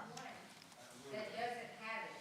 All other zones have Yeah, it all the except rest of them, yeah. this one. Right, no, but she said other industrial zones. It's included in other industrial zones, but not this one. Several residential, several commercial, several industrial zones. And this is the only zone out of all of those categories that don't have it. Okay, question answered, thank you. Okay, very All good. right. Can you add me as a sponsor, please? If there are no more questions, let's vote. All in favor of this ordinance, let it be known by saying aye. Aye. Any opposed? Ordinance approved. And Ms. Bronson wants to be added as a sponsor. Anybody else? I got you. Okay. Yes. You can add my name. Brown Senior I got you. and Frazier. Okay? Agenda item number 5, an ordinance to close a portion of the east-west alley located south of the 5900 block of Galloway Road in between Lane and Bryan Streets up for the first reading. Whereas a petition was duly filed with the City of Pine Bluff, Arkansas to close a portion of the east-west alley located south of the 5900 block of Dalloway Road and between Lane and Bryant Streets. And whereas, after proper notice as required by law, the city has heard all persons desiring to be heard on the question and has ascertained that the east 150 feet of the east-west alley located south of the 5900 block of Dalloway Road between Lane and Bryant Streets and has heretofore been dedicated to the public use as public alley, and that the public interest and welfare will not be adversely affected by the closing of said alley. Now therefore be it ordained by the City Council of the City of Pine Bluff, Arkansas, Section 1, that the City of Pine Bluff, Arkansas hereby releases, vacates, and abandons all its rights together with the rights of the public generally, except those specifically set forth below, in and to the portion of the alley right-of-way designated below. Section 2, the City of Pine Bluff hereby specifically retains the rights to use the alley as a utility easement. Section 3, a copy of the ordinance duly certified by the city clerk shall be filed in the office of the recorder of Jefferson County and recorded in the deed of records of the county. Section 4, that all ordinances or parts of ordinances in conflict herewith are hereby repealed to the extent of such conflict. Place it on the calendar. Agenda item number 6, an ordinance amending ordinance number 6837 to revise the authorized terms and provisions relating to the issuance of a promissory note to provide short-term financing under Amendment 78 to the Arkansas Constitution for the acquisition of certain tangible personnel property and prescribing other matters relating thereto up for the first reading. Whereas the City of Pine Bluff, Arkansas is authorized and empowered under the provisions of Amendment 78 and to the Constitution of the United States and Act 1808 of 2001 to issue notes and expend the proceeds thereof to finance all or a portion of the cost of acquiring, constructing, equipping, and installing real property or tangible personal property having an expected useful life of more than 1 year. And whereas the City Council previously adopted ordinance number 6837 on July 1st, 2024, authorizing the issuance of the city's promissory note in principal amount not to exceed $3 million under the authority of Amendment 78 and the Act for the purpose of financing all or a portion of the cost of certain furniture, fixtures, and equipment to be utilized in connection with the proposed development and financing of a hotel project on the site of the former Plaza Hotel adjacent to the Pine Bluff Convention Center by the City of Pine Bluff, Arkansas Convention Center and Hotel Public Facilities Board. And whereas it has been determined that the note ordinance should be amended in order to adequately authorize certain closing actions and procedures desired by Farmers State Bank of Alto Pass and Illinois Banking Corporation, the proposed purchaser of the note. Now therefore be it ordained by the City Council of the City of Pine Bluff, Arkansas, that Section 1, the City Council hereby finds that the purchase of the note by the lender is desirable in order to finance the acquisition of the personal property at a favorable interest rate. Accordingly, the note ordinance is hereby amended to add the following provisions. Section 2. Section 2 of the note ordinance is hereby amended to read as follows. Under the authority of the Constitution and the laws of the state of Arkansas, including particularly Amendment 78 and the Act, the note is hereby authorized and ordered issued in principal amount not to exceed $3 million for the purpose of financing all or a portion of the cost of acquiring the personal property and paying expenses of issuing the note. The note shall be issued to the lender in consideration for the loan. The note shall be dated the date of issuance and shall bear interest on the outstanding principal amount at a fixed rate of 4.5% per annum. The full purchase price of the note shall be advanced at closing and shall be held by a financial institution to be selected to act as trustee. Such amount shall be utilized from time to time based upon requisitions submitted to the trustee to pay the cost of issuance of the note and to pay for the cost of acquiring the personal property. The note shall be repaid in 5 substantially equal annual amortized installments of principal and interest commencing 1 year from the date of the note and on the same day of each year thereafter, with a final installment due 5 years from the date of the note. The note shall be issued in full registered form. The note shall be executed by the mayor and city clerk, and the seal of the city shall be affixed to the note. Section 3, to prescribe the terms and conditions upon the note is to be secured, executed, authenticated, issued, and held. The mayor and the city clerk are hereby authorized and directed upon advice of Kutak Rock LLP to execute, acknowledge, and deliver a trust indenture by and between the city and the trustee, and the mayor and city clerk are hereby authorized and directed to cause the trust indenture to be accepted, executed, and acknowledged by the trustee. Section 4, Carty and Company, Little Rock, Arkansas, is hereby appointed as placement agent with respect to the placement of the note with the lender, the fees and expenses of which the firm shall be paid from the proceeds of this note. Section 5, the mayor, city clerk, and city attorney are hereby authorized and directed on behalf of the city to perform all acts of whatsoever nature necessary to effect and carry out the authority conferred by this ordinance. The mayor and city clerk for and on behalf of the city are authorized and directed to execute all papers, documents, certificates, and other instruments, including the trust indenture and an agreement with the placement agent that may be required for the carrying out of such authority or to evidence the exercise thereof. Section 6, the sections, paragraphs, sentences, clauses, or phrases of this ordinance are hereby declared to be severable, and if any section, paragraph, sentence, clause, or phrase of this ordinance shall be declared invalid, unconstitutional by any court of competent jurisdiction, such invalidity or unconstitutionality shall not void or affect any of the remaining portions of the provisions of this ordinance. Section 7, all ordinances and resolution and parts of ordinances and resolutions in conflict herewith, including conflicting provisions of ordinance number 6837, are hereby repealed to the extent of such conflict. Suspend the rules and place this ordinance on its second reading. Second.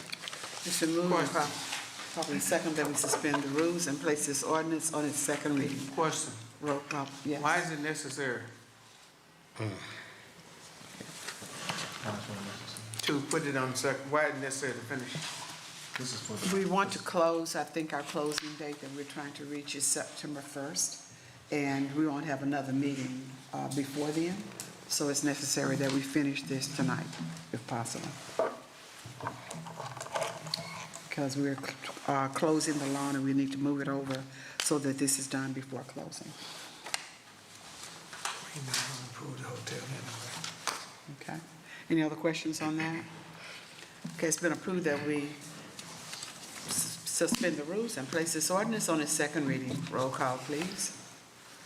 Councilmember Mays. Aye. Councilmember Holcomb. Aye.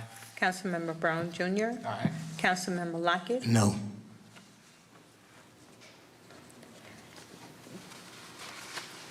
Councilmember Brown Sr. Present. Councilmember Shaner. Councilmember Frazier. Aye. Councilmember Brunton. Aye. An ordinance amending ordinance number 6837 to revise the authorized terms and provisions relating to the issuance of a promissory note to provide short-term financing under Amendment 78 to the Arkansas Constitution for the acquisition of certain tangible personal property and prescribing other matters relating thereto. Suspend the rules and place this ordinance on its third and final reading. Second. It's been moved and properly second that we suspend the rules and place this ordinance on its third and final reading. Roll call, please. Councilmember Mays. Councilmember Holcomb. Aye. Councilmember Brown Jr. Aye. Councilmember Lockett. No. Councilmember Brown Sr. Present. Councilmember Shaner. Councilmember Frazier. Aye. Councilmember Brunton. Aye.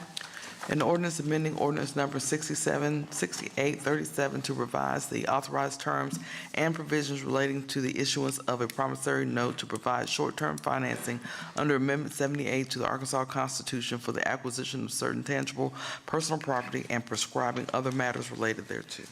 Move for adoption. Second.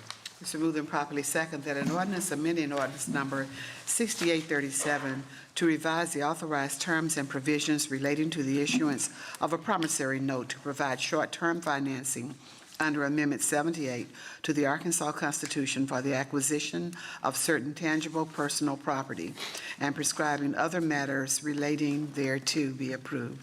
The floor is open for discussion. Madam Mayor. Now, the problem I have with this, man, I think Amendment 78 was designed to acquire public property that was utilized for the city. I find this to be a financing mechanism. My question is to the finance director, when does the schedule of payment begin on this particular note? In 1 year. From today? The date that it's taken out. So that may be 2 years from now?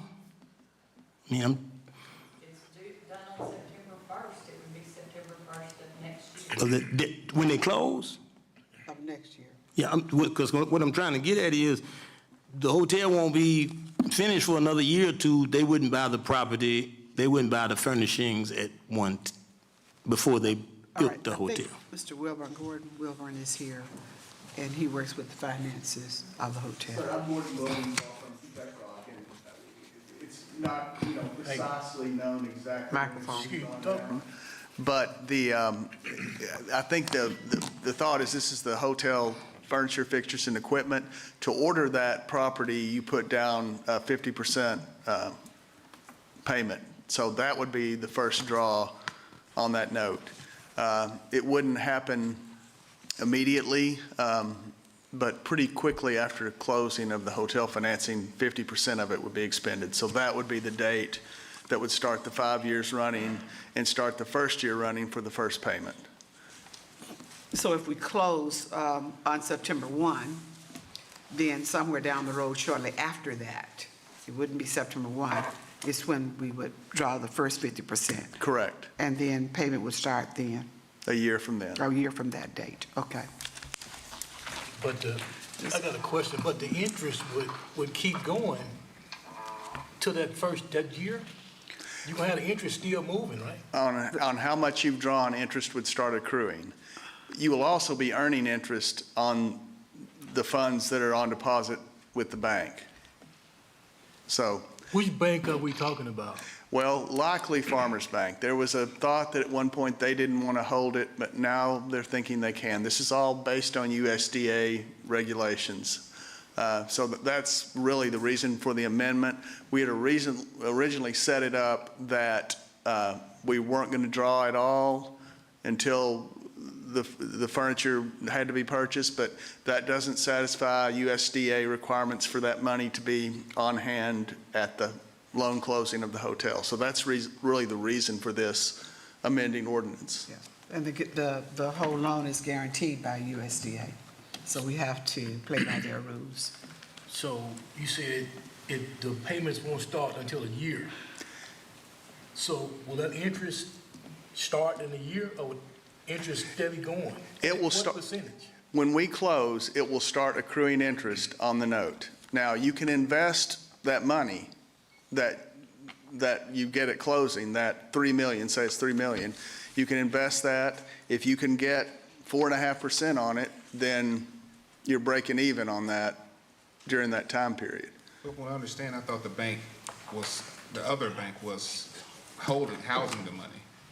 They will hold it until, presumably what we'll do at closing is enough money you'll draw the full 3 million. A little bit would be expended to pay closing costs. Then sometime pretty quickly, you would draw another 50% of it to make the deposit on the furniture. Whatever's left in that at the bank will earn interest. Gotcha. And then I think, as I understand from the developers, the rest of that money would be due upon delivery of the furniture, which of course would not be until the hotel was complete. Yeah. So what's a little bit at closing costs, dollars? Not my area, but I think it's probably, I'm guessing here, I would say 50,000 maybe. I don't think, maybe not that much. We're talking dollars, man. Yeah. These not no pennies we're spending in the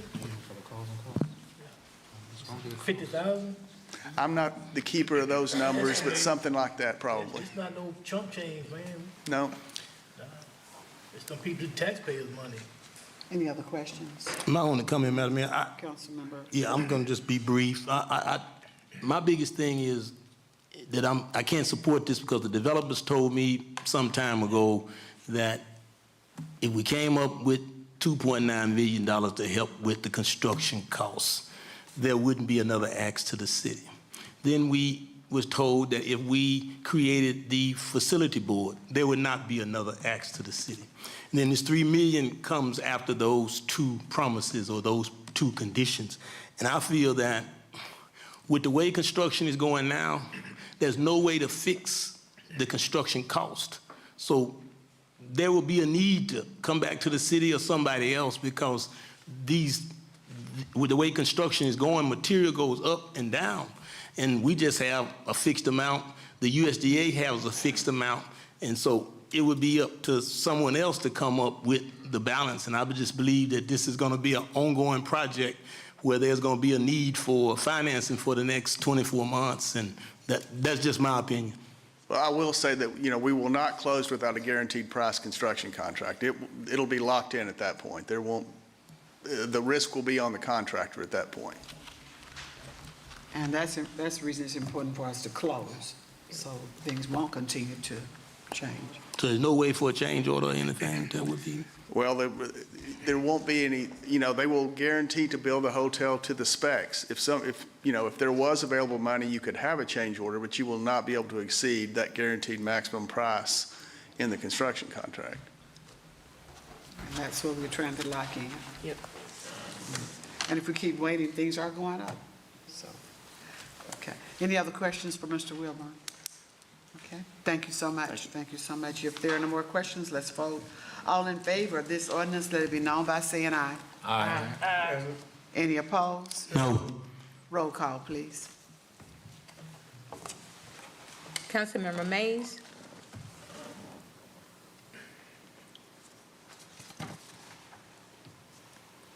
No. Councilmember Holcomb? Aye. Councilmember Brown Jr.? Aye. Councilmember Lockett? No. Councilmember Brown Sr.? Present. Councilmember Shaner? Aye. Councilmember Frazier? Aye. Councilmember Brunson? Aye. Okay, ordinance passes 5-3. Agenda item number 7, a resolution declaring certain houses, buildings, and/or structures as nuisance and ordering their abatement. Whereas the city council has determined. Move that for the- adoption. Second. It's moved and properly second that a resolution declaring certain houses, buildings, or structures as nuisances and ordering their abatement be approved. Is this the one with the, Yeah, you have to this the one, amend it. Mr. Lockett? Yes. No, that's, Because he had an amendment to it. no, that's the next one. Number 8, okay. That's number 8. All in favor of this resolution, let it be any questions? Discussion, all in favor of this resolution, let it be known by saying aye. Aye. Any opposed? Resolution approved. Agenda item number 8, a resolution providing for placement of costs of correcting certain nuisances on tax books as delinquent taxes and collected as such. Whereas ACA Section Move 14. for adoption. Second. It's moved and properly second that a resolution providing for placement of cost of correcting certain nuisances on tax books as delinquent taxes and collected as such be approved. With the amendment? Yes. The amendment, okay, hold on a minute. You can amend it. Yes, Madam Mayor, I'd like to amend. Pass it. I'd like to make a motion to amend the resolution pursuant to the 8 parcels to be removed that is before each council member. Second. Okay, it's been moved, properly moved and second that we amend this resolution with the amendment and guidelines that we have before you with these 8 property items on it. All in favor, let it be known by saying that aye. Aye. Aye. Aye. All in favor of the initial resolution, let it be known as amended. Let it be known by saying aye. Aye. Any opposed? Resolution approved. Agenda item number 9, a resolution designating and authorizing the mayor to execute certain documents in connection with funding administered by the Arkansas Natural Resources Commission. Through Liberty Utility Pine Bluff operates the city's public water system in order to provide piped water service for human consumption to the city of Pine Bluff and its inhabitants. In an effort to maintain the quality of its drinking water and to prevent potential contamination, it is essential for the city of Pine Bluff to take proactive steps to secure funding to obtain lead service line replacement service to meet the needs of the city of Pine Bluff. And whereas the city council has determined that it is in the best interest of the city of Pine Bluff and its inhabitants to apply for assistance from the Arkansas Natural Resources Commission in order to make certain improvements to the system.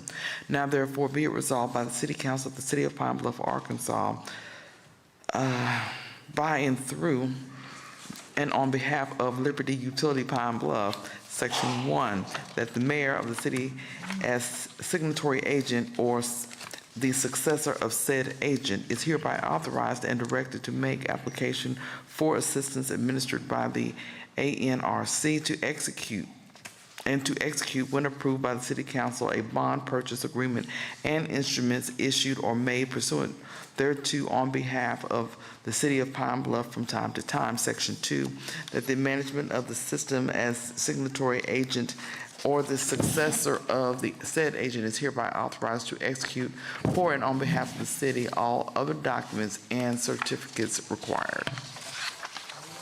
Move for adoption. Second. It's been moved and properly second that a resolution designating and authorizing the mayor to execute certain documents in connection with funding administered by the Arkansas Natural Resources Commission be approved. The floor is open for discussion. Madam Mayor, what does this actually do? Mr. Matthews is going to come down and give you a clear explanation, but I think it's going to be to remove certain lead pipes that's going to be paid for by, the money is going to be given to us by the NRCS. Okay. But Liberty's going to do the work, and then we'll pay them out of that fund, and I believe that's kind of it. Good afternoon, Mayor, City Council. This is kind of an old project. We probably bought it before the Public Works Committee last year.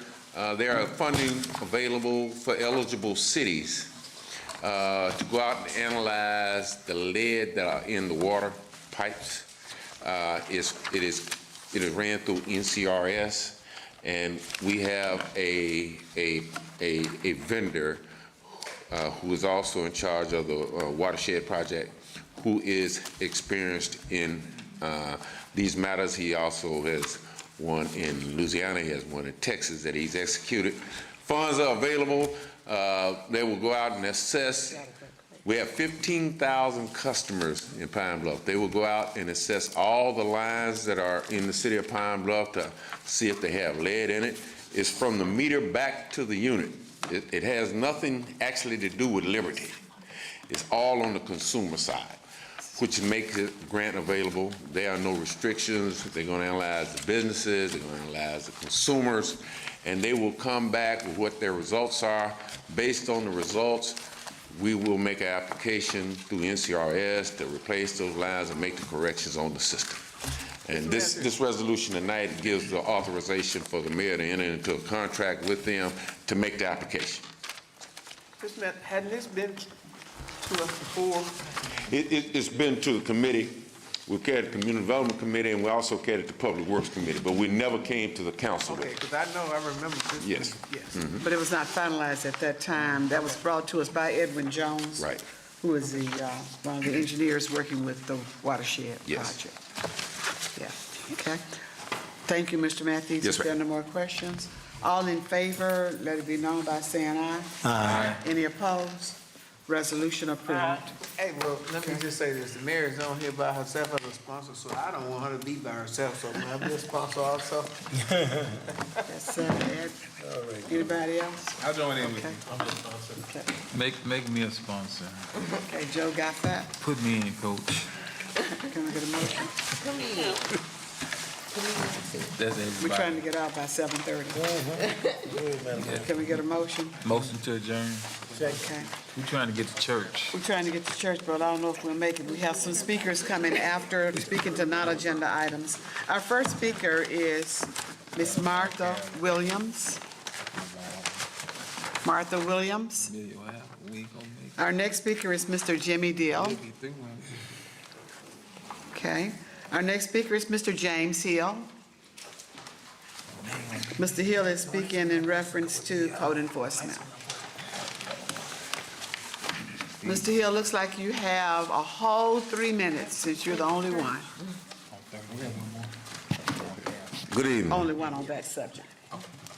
My name is Minister James Hill Jr. I'm bringing issues about my community. My house was towed down that I purchased. I never received a letter, certification letter. I found out when I came back from out of town, noticed my house towed down. Then I contacted my alderman, went to the mayor's office, contacted them, had a meeting with your assistant, and she showed me a letter that was authorized, certified, sent to my daughter, which is a minor, don't have the rights to even get a certified letter sent to them in any type of way. The letter was in your daughter's name? They sent it there, but she's on my deeds as well. I got all three of my kids and my mama name on my deeds, but I'm the owner of the property. I don't want personal property. I never received no notification tearing my property down. And then last year, I had got a notification posted on the property, and I called the code enforcement. He told me to board everything up, get all the stuff out the house, which I did all that. I boarded the house up, got everything out the house. The house didn't have no reason being towed down. Then the sad part about it, my grandma owned the property. I bought the property. It's been in our family since Pine Bluff existed. And then they just tore the house down. All it needed was, I gutted it out, gutted everything out to go in, which was gonna be next year, to put all the walls back up and the wiring back up and fix the hole in the ceiling and, and a couple of, siding to be replaced on the house and some windows. But they knocked the whole house down. I didn't get no notification letter showing that your house gonna be towed down. I talked to my alderman them about it. I even went to Pastor Lockett, talked to Lockett about it, but they telling me that they justify what they done. How is that? And I ain't never seen it. I'm the one on the property. Mr. Hill, you said that the property was in your daughter's name? No, it's in my name, in but your they name. saying they sent a certification letter in my daughter's name. I got all my kids' name on the deeds. How you gonna send a letter in her name? She don't own the property. I own the property. I purchased the property. But if the deed is in her name, No, the deed's not in her name. It's in my name. Deed's in my name. You know how you put everybody else's name you want to add on the property? Yes, that's how that's set up like that. I have copies of everything. Me purchasing the property and all my kids' names is also that's on the property. I purchased, y'all can witness see it. I can pass on to y'all see the property and how it's set up. And I don't know how they're gonna send something to a minor anyway. You can't send no certification letter, certified letter to no minor. Mr. Hill, let us contact you. Are you going to be available tomorrow? Yes, ma'am, correct. And you said you've already spoken to Code Director Lockett about this? And your assistant? Okay, and my assistant, was it Ms. Hall? Yes, ma'am. Okay, all right, can we call you sometime tomorrow? Yes. What's a good time? Anytime. Anytime? Okay, Yeah. we'll contact you tomorrow so we can discuss this because I'm interested in knowing exactly, what happened here. Okay. All right. All right, thank you. Thank you, thank you. And our last speaker is Martavius Proctor, speaking in reference to community improvement. Okay, so I'm going to keep it short. So I'm coming before you, the council tonight, to speak on the Slam Dunk the Junk Anti-Litter Initiative. Pull that mic to you a little bit. So I'm coming before you to speak on the Slam Dunk the Junk Anti-Litter Initiative. This initiative aims to combat the increased amount of litter and illegal dumping that we see in our community. And recently, we completed a successful north side cleanup, which we cleaned up approximately 20 streets on the north side of town. And so this is basically just a call to action to our council members because we need your help. We need your help in mobilizing your constituents and identifying areas in your wards that contains high amount of litter and illegal dumping. So for more information, you just contact the mayor's office, and hopefully we can work together and make sure that our community is welcoming for all of our citizens. We also want to acknowledge, Martavius, the fact that the weekend or the Saturday that we did the North Side, Councilmember Lockett and Councilmember Mays both came on the site and helped. I think Councilmember Lockett, did you unload that truck?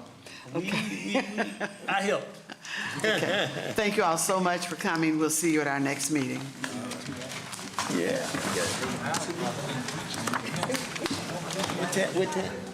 All right.